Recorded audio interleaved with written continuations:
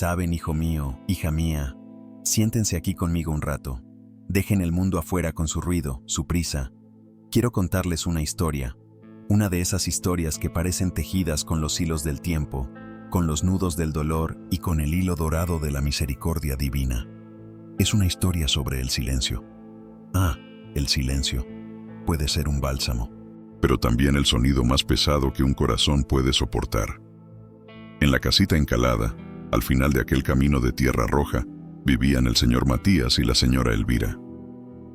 Una pareja que ya había visto pasar más de 60 eneros. Sus manos eran gruesas, callosas por el mango de la azada. Las de ella, delgadas, pero fuertes, de amasar pan y tender la ropa. Llevaban una vida sencilla, marcada por el aroma del café hecho en filtro de tela y el ritmo del sol.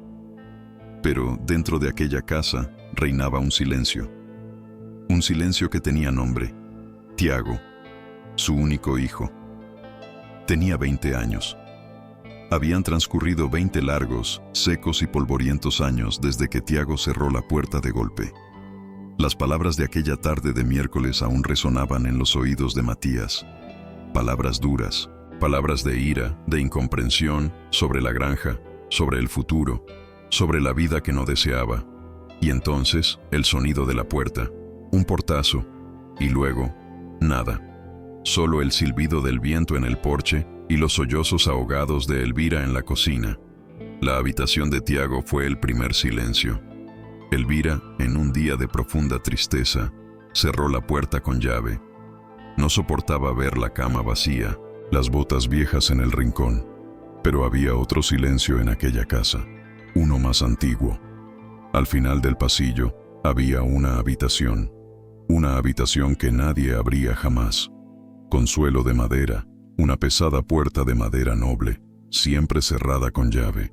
Era la habitación del abuelo. La orden familiar, transmitida de padre a hijo, era simple: no toques eso, es un lugar de respeto y olvido. Matías, aunque era el dueño de la casa, nunca tuvo el valor de preguntar por qué. Era un misterio que habían aprendido a sortear, como un río que rodea una gran piedra. Pero en realidad, el misterio de esa habitación no dolía. Era solo una vieja curiosidad, cubierta de polvo. El verdadero dolor, el dolor que se colaba en el aire y amargaba el café, era la silla vacía en la mesa. Era el nombre Tiago, que no se pronunciaba, pero que resonaba en cada rincón de la casa. 20 años. Matías y Elvira envejecieron cargando con estas dos cargas: el peso de un hijo ausente y el peso de una puerta cerrada cuyo contenido nadie conocía. ¿Y la fe? La fe. Estaba ahí, pero cansada. Cansada de preguntar y no obtener respuesta. Cansada de mirar al camino y ver solo el polvo que levantaba el viento. Sí, seguían rezando, pero las oraciones ya no tenían el vigor de la esperanza. Tenían el peso de la resignación. Y la pregunta que Elvira le hacía a Dios cada noche, antes de que se apagara la lámpara, era siempre la misma: Dios mío, ¿cuánto durará esto? ¿Puede un corazón soportar la espera de algo que parece que nunca volverá? El tiempo, querida, tiene una forma curiosa de enseñarnos. No pasa rápido cuando queremos, ni lento cuando lo necesitamos. Simplemente pasa, consumiendo los días, transformando la nueva esperanza en vieja añoranza. Y para Matías y Elvira, el tiempo transcurría así. Las estaciones iban y venían. El árbol de hipé rosa frente a la casa floreció, derramando sus flores sobre el suelo, y luego se marchitó. Y Tiago no regresó. El cabello de Elvira, antes castaño como la tierra fértil, se volvió blanco como el algodón. La espalda de Matías, antes recta, comenzó a encorvarse, como si el peso invisible de esa ausencia finalmente se hubiera instalado sobre sus hombros. Su fe. Su fe. Era una pequeña brasa entre mucha ceniza. Había días en que Elvira se despertaba en medio de la noche, segura de haber oído crujir la puerta. Se levantaba, con el corazón palpitante, iba a la ventana de la sala. Y solo veía la luna bañando el patio vacío. Era un desierto. ¿Sabes lo que es un desierto, hija mía? No es solo un lugar arenoso. El desierto es un lugar donde caminas mucho y parece que no llegas a ninguna parte. Es donde gritas y solo oyes el eco de tu propia voz. Matías y Elvira llevaban 20 años en ese desierto. Él, Matías, hablaba menos. Trabajaba más. Araba la tierra con una furia silenciosa, como si luchara contra Dios, contra el destino, contra la misma tierra que se negaba obstinadamente a dar fruto mientras su hijo no daba noticias.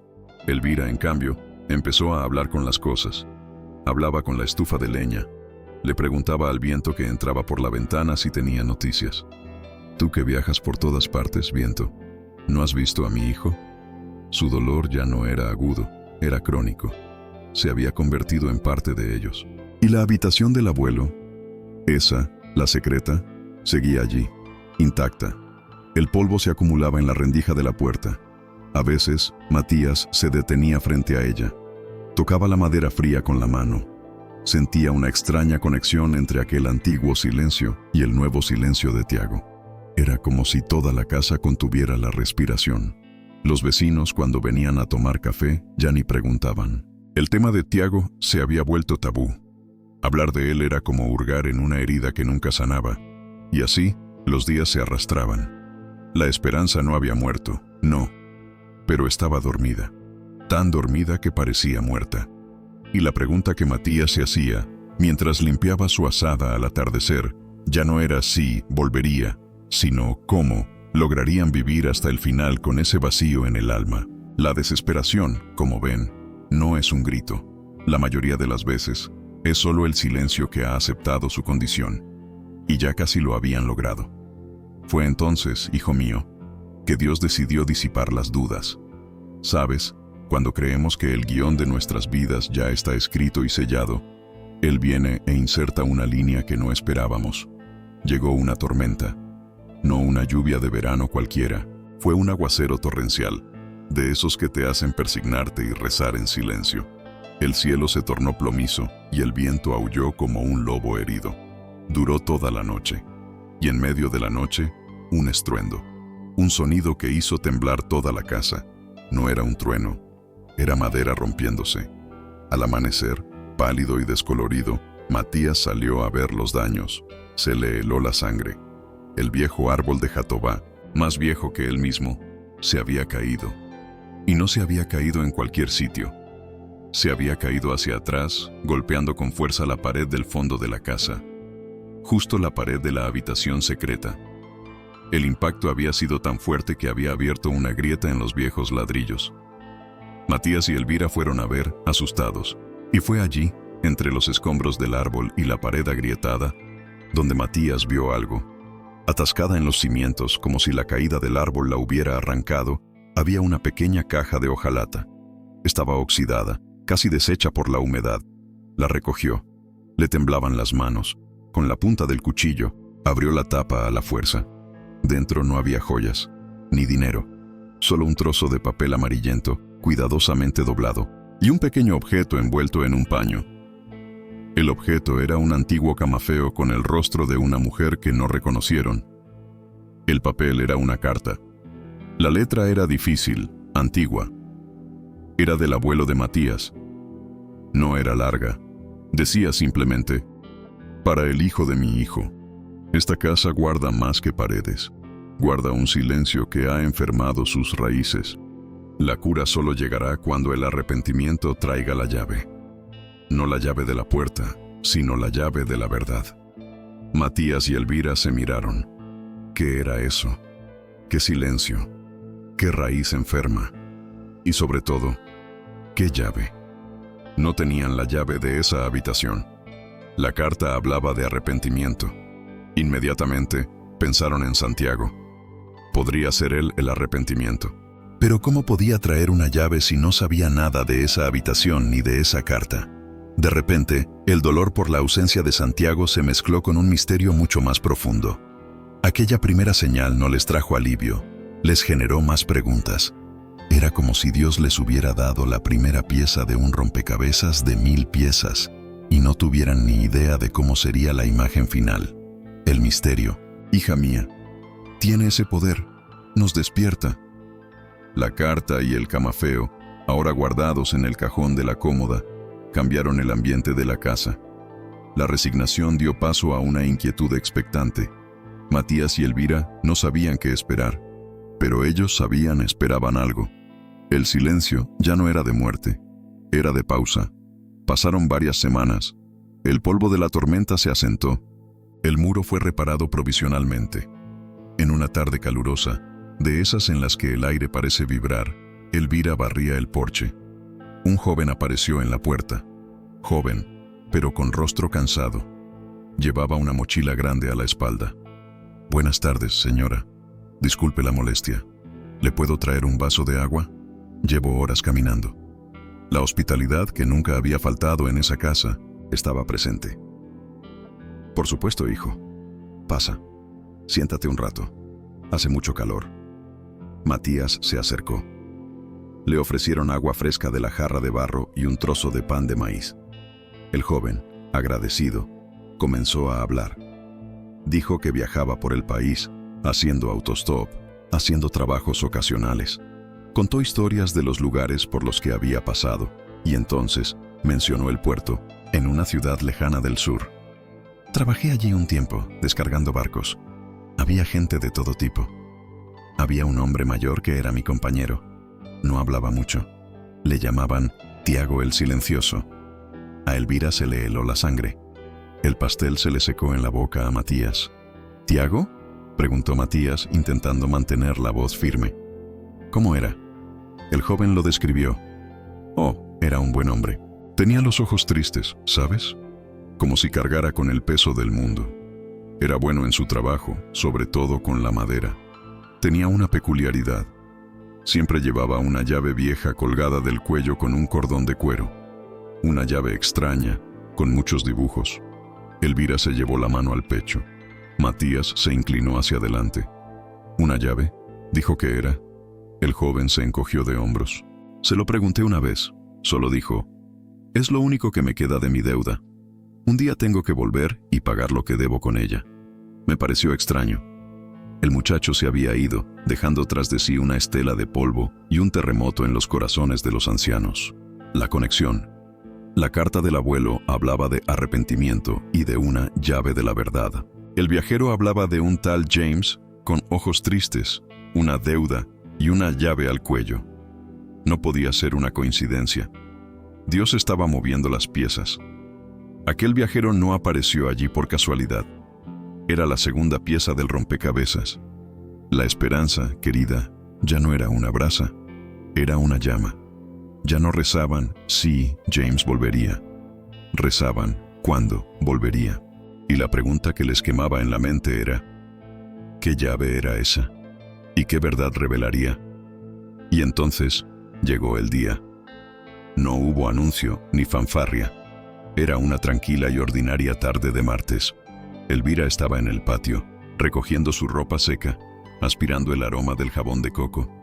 Miró hacia la calle. Su corazón dio un vuelco y luego saltó. Un hombre caminaba, despacio, llevaba una pequeña bolsa. No era el andar ligero de su hijo lo que recordaba. Era el andar pesado de un hombre que había visto mundo. Se detuvo en la puerta. Su rostro, surcado por el sol y la dureza, estaba más delgado. Su cabello, más fino. Su barba sin afeitar. Pero sus ojos... sus ojos eran los mismos. Elvira dejó caer la cesta de la ropa. Camisas blancas esparcidas por el suelo. «Matías», susurró, pero la voz no le salía. Simplemente echó a correr. El hombre de la puerta abrió los brazos, y el hijo pródigo, Tiago, se desplomó en los brazos de su madre. Matías llegó corriendo, atraído por el repentino silencio, y vio la escena. Su hijo, 20 años mayor, lloraba como un niño en el hombro de Elvira. El corazón endurecido de Matías se hizo añicos, se unió al abrazo, y los tres permanecieron allí, en medio del patio, lamentando 2 décadas de silencio. El milagro ya había ocurrido. Su hijo estaba en casa. Le lavaron los pies, le dieron ropa limpia, le prepararon la mejor comida. Tiago contó su historia, una historia de malas decisiones, de sufrimiento, de soledad y de un deseo abrumador de volver a casa. Esa noche, sentados en la sala, con la luz amarillenta de la lámpara de aceite bañando sus rostros, Tiago se tocó el cuello. Padre, madre, yo necesito arreglar algo. No volví solo porque los extrañaba. Volví porque cargué con esto durante 20 años. Tiró del cordón de cuero. Al final, colgaba una llave. Una vieja llave de bronce con un escudo de armas que Matías no reconoció. Cuando me fui, dijo Tiago, enfadado, agarré esto. Estaba en el cajón del abuelo. No sé por qué lo hice. Fue un impulso. Pero durante todos estos años, sentí que esta llave era la razón por la que todo salió mal. Sentí que tenía que devolverla. Ni siquiera sé qué abre. Matías miró a Elvira. Se levantó, fue a la cómoda y tomó la carta que la tormenta había revelado. Leyó en voz alta. La sanación solo llegará cuando el arrepentimiento traiga la llave de la verdad. Tiago era el arrepentimiento, y él traía la llave. El corazón de Matías latía con fuerza. Tiago, ven conmigo. Los tres caminaron por el oscuro pasillo hasta la puerta de la habitación secreta. La puerta estaba deformada, pero la cerradura estaba allí. Matías tomó la llave de la mano de su hijo. El metal estaba caliente por el calor del pecho de Tiago. Metió la llave en la cerradura. Giró. Un clic seco y metálico resonó por toda la casa. El sonido de 20 años de espera y 50 de misterio desmoronándose. Matías empujó la puerta. El olor a moho y estancamiento los golpeó. Dentro, a la luz de la lámpara, no había oro. Había muebles cubiertos con sábanas, cajas y un pequeño cofre de madera en un rincón. La llave no era de la puerta, era del cofre. James, con manos temblorosas, abrió el cofre. Dentro, cartas y una escritura. El abuelo de Matías. No era el único heredero. Tenía un hermano menor, al que expulsó de la tierra con una escritura falsificada, quedándose con todo. El silencio que enfermó la raíz era ese pecado. Ese camafeo pertenecía a la esposa del hermano expulsado. La familia de Matías vivía en tierras que no les pertenecían por completo. El milagro fue este. James, al huir, se llevó consigo la llave del pecado, y al regresar, arrepentido, trajo la llave de la liberación. Dios no trajo de vuelta a James solo por Elvira y Matías. Lo trajo de vuelta para sanar la historia de toda la familia, para que pudieran encontrar a los descendientes del otro hermano y pedir perdón. El hijo pródigo regresó, y la llave que trajo no solo abrió una habitación, abrió la verdad. Querida mía, ¿puedes percibir la belleza y la profundidad de esto? Contempla la grandiosa obra de Dios. Matías y Elvira oraron por una sola cosa, el regreso de su hijo. Era un dolor concreto, una herida abierta que veían cada día en la silla vacía. Pero Dios vio más allá. Vio la raíz.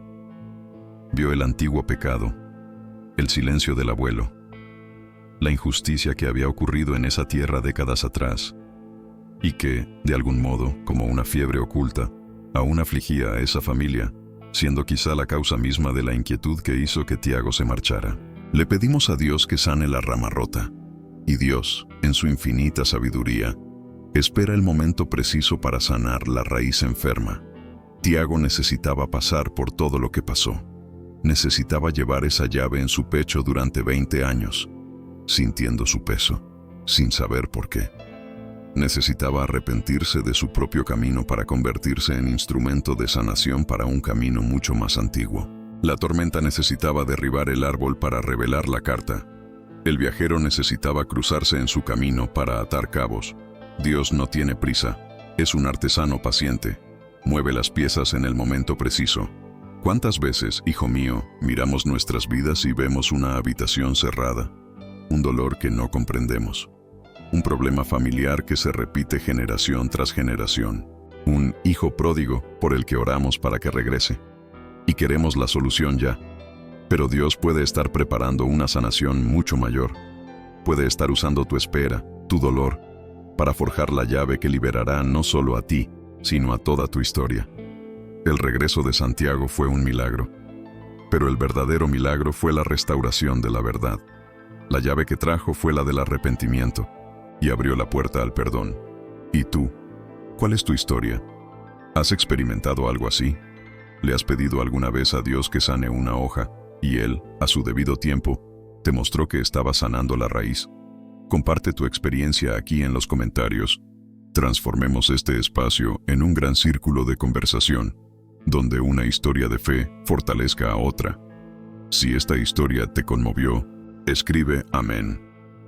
Esto nos ayuda a saber que vamos por buen camino. Suscríbete al canal para no perderte ninguna de nuestras próximas conversaciones. Hay muchas historias que contar. Que la paz de Dios, esa paz que comprende nuestros silencios y nos prepara las llaves, esté contigo. Dios te acompañe.